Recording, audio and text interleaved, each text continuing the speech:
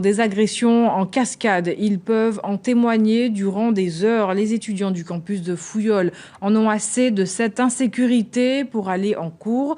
Aujourd'hui, les avocats aussi disent non à tous ces faits de violence et à leurs auteurs et ils veulent se mobiliser avec l'ensemble de l'institution judiciaire pour attaquer de front ce fléau. Alex Robin, Paul Labeka, Emmanuel Gir. Les étudiants et les personnels de l'université n'ont pas l'esprit tranquille. Selon un sondage réalisé à Fouillol, une majorité d'usagers se sent en insécurité sur le site.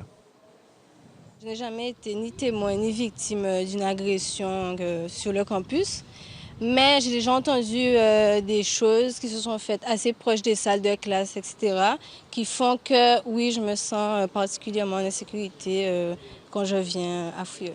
Ici, on est plus ou moins encadré.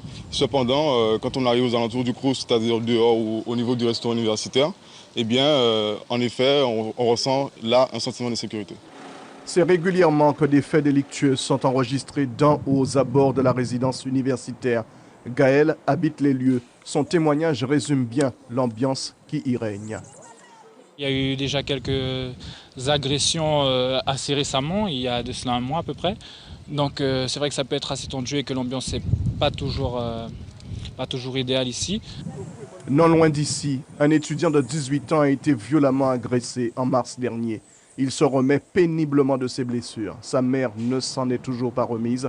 Elle raconte. L'agresseur lui a demandé son portable, a voulu voler son portable et il lui a planté un couteau au niveau du bras, tout de suite, pour qu'il puisse voler le portable, pas me répéter. Et puis là, il s'ensuit qu'il a été blessé gravement au bras. À titre conservatoire, la présidence de l'université a autorisé l'accès de Fouillol au service de police. Des rencontres ont été par ailleurs organisées avec les autorités.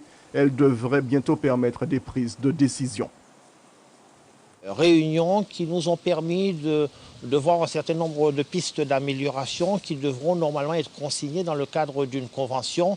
Donc nous allons vers une amélioration très sensible des dispositifs de prévention et de l'ensemble des mesures qui nous permettront d'améliorer très sensiblement la sécurité sur l'ensemble des campus de la Guadeloupe.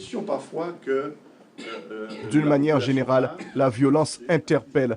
Elle est à l'origine du cri d'alarme que lance le monde judiciaire réuni cet après-midi à Pointe-à-Pitre à l'initiative du barreau de la Guadeloupe qui veut s'attaquer à la base du problème.